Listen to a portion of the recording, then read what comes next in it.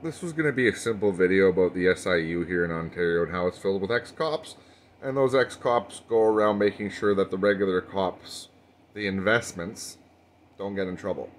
That's basically how that works. The only time a cop actually gets in trouble from the SIU is when he's really stepped in shit and they can't help him. But the rest of the time, the SIU will try to sweep it under the rug. But that's not what this video is going to be about anymore.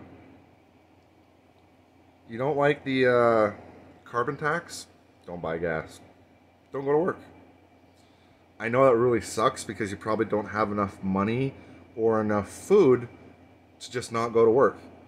But that's your problem for entering basically a slave master agreement where your freedoms have been greatly compromised by the job you decided to take at the wages you decided to take. Now, asking for a raise isn't the right way to go about this either. You need to fight high prices. You need to make sure that things that are just expensive because some asshole wants them to be expensive, you don't buy it. You make sure that asshole doesn't make any money at the end of the day, and you wait for a new company to pop up offering the exact same service at a reasonable cost. I can't fucking stand modern society one fucking bit. You guys have been, I don't want to say slaved, but integrated into a system in such a way that you have no choice but to go along with it. So, pseudo cosmic slavery, I don't know what the fuck to call it. But you can't walk away from your job because gas is too expensive, because you don't have the financial availability to do so. You won't be able to pay your rent, your mortgage, your property tax. They have made fucking sure that they have you by the balls. Well, the majority of you. Now, there's not much you can do about it at this point. But, moving forward, you can make sure this shit never happens again.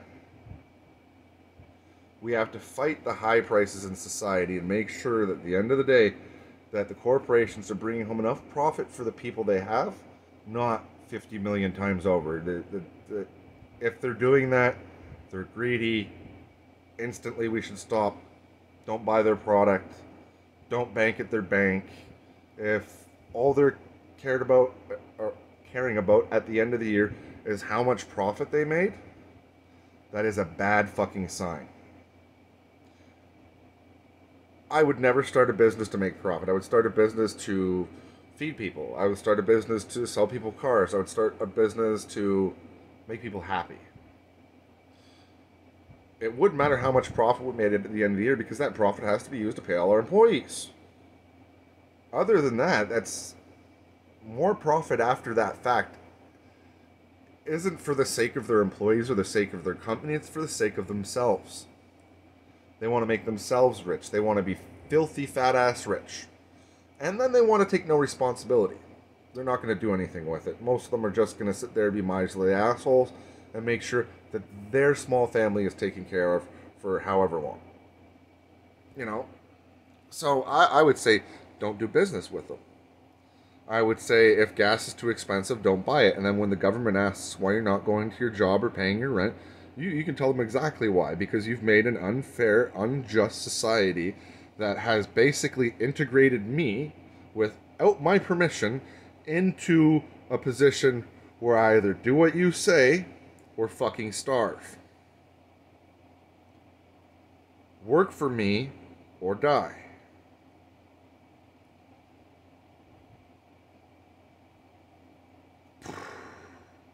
I don't know if it's going through the public school system that it made you all such lackluster people that can't decide for yourselves and can't choose hardship. But I'll tell you right now, hardship is a fucking option. You literally don't have to eat today. You could eat every other day. It's not going to be comfy, it's not going to be fun, but it'll fucking get you through. Now, I don't know what the fuck is wrong with this world. I don't know why it became such a game driven by fucking profit and insanity. Because the only reason I want profit is to fucking spend it. I do not currently have a real bank account. I fucking despise banks. But I'm going to be getting one in the near future so I can collect money from my Patreon. So I can use that money to make sure my cats don't starve this month. And it's going to be really hard for me to find a bank because I want to find a bank where at the end of the day, it's not about profit, it's about customers. It's about how many customers we have and can serve. And at the end of the day, as long as we have enough profit to make sure everyone's been paid, that's the goal. If we have extra profit, we'll put that in an account for the bank. If we need new services or something new pops up and we want to invest in it and make it part of our bank, like, say the first bank that has integrated Patreon support, or the first bank with integrated Bitcoin support, which probably already happened, but like here in Canada, I don't think there's a single bank that has integrated support with Patreon or organizations of that stature. And it's a crying shame because it's no longer about servicing the customer, it's about the customer servicing the bank. You pay $14.95. Well, I hate to tell you, that was just to make sure that they didn't have to pay to keep the lights on anymore. And, they didn't give you more services when they gave you that when you started paying the $16.95 or $14.95. I went to a bank in the 90s. There was 4 tellers working. They didn't need 4 tellers, but once in a while they did. So as a courtesy to the customers, they had 4 tellers at that bank. Nowadays, there's no courtesy. You can go into a bank, there'll be 20 people, there'll be 3 friggin' tellers running it all day with lines backing out the door, and they know this, but it's about profit. It's no longer about servicing the individual. It's no longer about making the customer happy. The customer is no longer right. The customer is no longer a customer. You are a commodity. At most banks and most businesses, you are not the customer. You are the commodity. They're not selling you things for a fair price. If I had it my way, it would be illegal to sell anything inside Canada without stating the manufactured price. Like, it cost me 31 cents to make this here soda. It cost me 22 cents to truck it in. And I'm asking you $3.95. Even though it only cost $1, I could ask for twice as much, $2. Well, let's ask for 4 times as much. I would make sure that would be clearly seen right on the label. Where you could see which company was really in it to serve people and which company wasn't. And which company was paying for quality and which one was trying to throw you crap shade. I hate the way the world works. It's all about disinformation and de-information. We could have given you that information, but we're sorry. No. From town councils having private meetings because they don't think that the layman will understand what they're saying or what they're doing or how they're ripping off the community, to politicians with closed meetings, to disability with closed meetings. Now, I don't mind you having a closed meeting, but you all better be telling me what you're doing in there. Have your closed discussion. I still want to know what you're doing in there, because as far as I'm concerned, a closed meeting at disability is them wasting time to make it look like their job's fucking important, because they're so lazy they can't even write a letter on behalf of their clients saying we're starving, we need more money, to the minister who makes the decision about how much people on the program get. Because they're afraid about getting fired, but they'll do a full-scale fucking walkout to get more money. Everybody's covering for them fucking selves. From disability workers who don't care about their fucking clients, to the people that run the SIU who don't give a rat's ass about people. They're there to protect their public investment of their police officers that they've trained and paid for. And in the rare occasion that one of them really steps into shit, they'll prosecute him to fuck. But that's just because there was too much shit they couldn't wipe off his boot. To sham government positions, I learned today by the words of the Secretary of the Ontario Lieutenant Governor, All she does is sign off on things. She doesn't make real decisions. She just signs papers. So they made a job inside the Ontario government, and I guess the government of Canada, that when you're old and you don't want to do anything, you can just take a job at a desk where you just close your eyes and sign.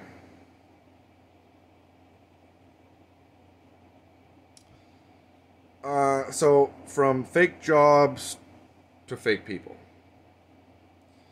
From ailing industry that are ripping off the customer to the Premier of Canada just, I don't want to use the R word, but he is taking money from everyone who needs to gas up their cars on the pretext that there are too much carbon emissions on the planet right now, even though several times throughout human history volcanoes have made a mockery of any emissions that we've ever let go. And I'll explain this the easiest way I can on how global warming is bullshit. You can pump as much gas as you want into our atmosphere as you theoretically can without popping the bubble, and it's not really going to change the heat that much because there's something they don't tell you. The atmosphere gets thicker and skinnier. It's not a constant size. It's not like the ocean. The more gas, the more the layer gets, the bigger it gets, which causes thermal infrequency. So they say the light comes in the atmosphere and bounces back and hits the atmosphere and gets trapped and bounces around. There's a thing called thermal infrequency. As the layer gets bigger, it can hold a larger frequency of thermal mass bouncing around. Think about it like a balloon. If I blow up a very small balloon, right? How hot is it in there? Point a lamp at it, 32 degrees. If I make that balloon way bigger, it's not all of a sudden just going to heat up more. There's only a certain thermal area that can be affected by the light on the balloon. The gas can only be heated up so much before it cools to its neighbor. If it has more neighbors, if the atmosphere is thicker, denser, bigger, it leads to thermal infrequency, which is not going to cook the earth. That's not why things have been getting cooked. It's not why all that reef disappeared. That reef disappeared because of a contaminant put on the bottom of ships that dissolved the crystalline structure of the coral itself. We poisoned it. We fucking poisoned it all. When they quietly stop using something for something new, if you just look into it, there's a reason. Why did everyone want nuclear weapons to stop being tested above ground? Because it causes cancer. And not just one form of cancer, thousands of different forms of cancer. Because it's not just the fact that radioactive material hit the earth. When that mushroom cloud went off, more carcinogens were created in those types of explosions, and these are high carcinogens. So, when you hear the word vaporized, okay. But there's a leading edge where things aren't being vaporized, where they're being turned into microcarcinogens and being mixed with things like plutonium or whatever fissionable material they use to make this bomb. Never 100% of it gets blown away and fissioned out. Some of it gets dropped as micromatter. So if you're in your 80s and all of a sudden the doctor's like, you got cancer running up your arm and you're gonna die, you are a result of a nuclear explosion. You were digging in your garden and you dug into a layer that has some of this contaminant. You most likely interacted with a chunk of fissionable matter. It most likely started a small reaction. And I'm not talking a big piece. I'm talking on the orders of magnitude as small as it can get. And it's not just that it was fissionable material. It's that it was through a nuclear explosion, and there could be other contaminants. And they could be anywhere by now. You know, that's why they wanted to stop nuclear testing above ground, because it actually has a culpable effect worldwide. These particles can be blasted into the jet streams, they can be carried by rainstorms, they can lay inert inside your garden for 100 years. You wouldn't know it. It's not like you garden with a radiation detector, and it's not like that detector is going to be able to take a couple atoms worth of material and buzz it off. But small chance that couple atoms worth of material interacted with could strip a few cells of their code. The code to stop, the code to work properly. So, you know, all around this world, there are things that we have been lied to, things we've been trained to ignore through school. And yeah, so you ever wondered why you got in trouble in class for questioning your teacher? Who doesn't want you questioning them now? If you're an older person and you ever had your hand wrapped with a ruler by your teacher, think about that. Think about why. Because you were disruptive. Right? Because they don't want disruptive people. They don't want people to question things. Especially authority. Right? Think about that if you were in school right now and the principal said you and your buddy got into a fight, so we're suspending you for 10 days and him for 2.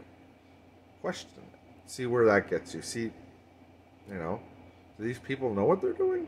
Are teachers aware of what they're doing by punishing? It's a fact that punishing is not the best way to deal with it. Informing is. So when someone does something wrong, the best way to deal with it is not to punish them, it's to inform them about why they are wrong and what they can do about it. It's about building their internal knowledge and their capability. And whether or not they have that capability can be a sliding scale. I can play a game and suck for the first 3 weeks, but giving 2 weeks rest, all of a sudden my brain has picked that up. Other kids did that in seconds. I watched them do it in real time. A lot of the time I don't have that real time capability. I don't know, maybe the kick to my head when I was 3 months utero. We don't know. But for me, certain concepts take a while to kick in. And that's good for me because it gave me this ability to watch and learn and watch. You know, and given enough time, things kick in. I don't trust this world for what it's worth.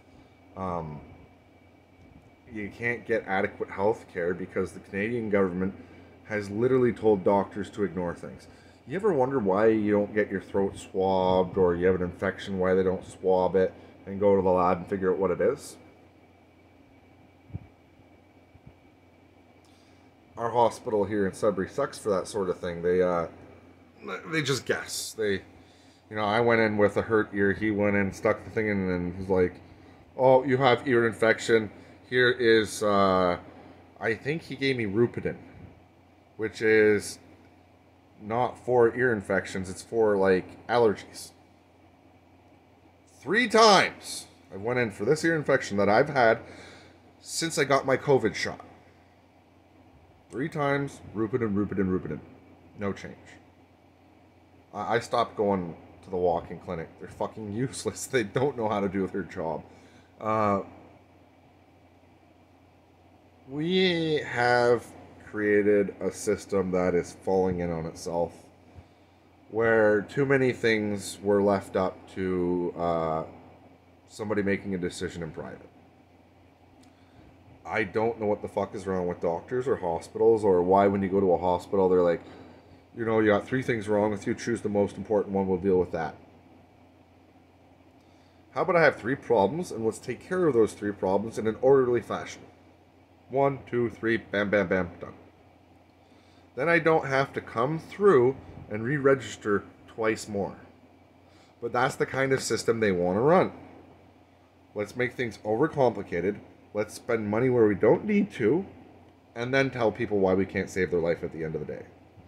So, anyone right now in Ontario who's waiting for funding because they have cancers or whatever, and they're like, we don't have enough money, we can't, we can't order a new machine, or we can't get a new doctor or anything like that. I'm sorry that I had to go to the hospital 3 separate occasions when I could have done it all at once, and I've wasted monumental amounts of money. And I'm sorry because of me that you can't get your machine, because these assholes don't want to run a hospital that values time and values not wasting money. So for everyone out there who can't get the medical treatment you need, or the government's not going to pay for it, or I'm sorry that I'm the fucking asshole that had to go get 3 things taken care of 3 separate times because they didn't want to do it all at once. I'm sorry that I've gone to the walking clinic 3 fucking times to get 3 prescriptions for Rupidin that didn't do shit. That all that money going down the toilet, where it could have helped somebody get a kidney, or it could have helped someone get a dialysis machine, or it could have, a hospital could have gotten a new fucking MRI machine. I'm sorry I'm the dickhead that has to go in multiple fucking times and waste, thousands of dollars a time.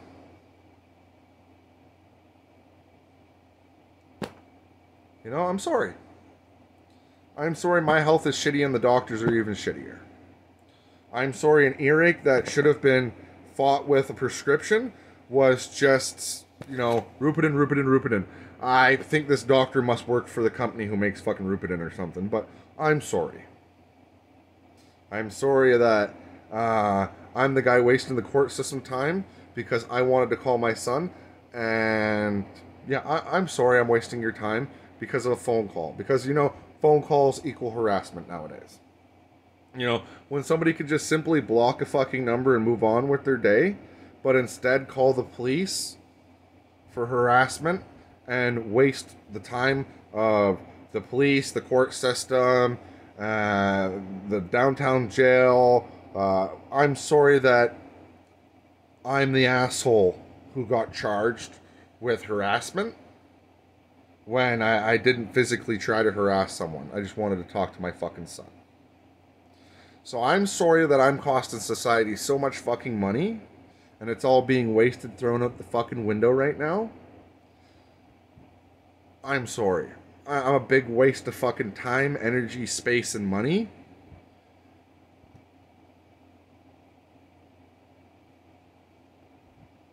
Do you get it yet? I'm sorry I live in a shitty fucking apartment that's not worth more than $1,200 that's going for $1,523. I'm sorry. I'm sorry I'm not fighting the high costs of rent and fucking everyone else out of rent. I'm sorry.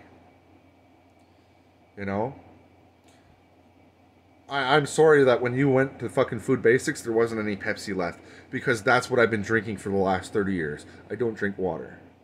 This is the fucking image of a person who's drinking 4 liters of Pepsi a day when he has it. And who hates fucking water. And no, I'm not 390 pounds. And no, sugar didn't make me fat.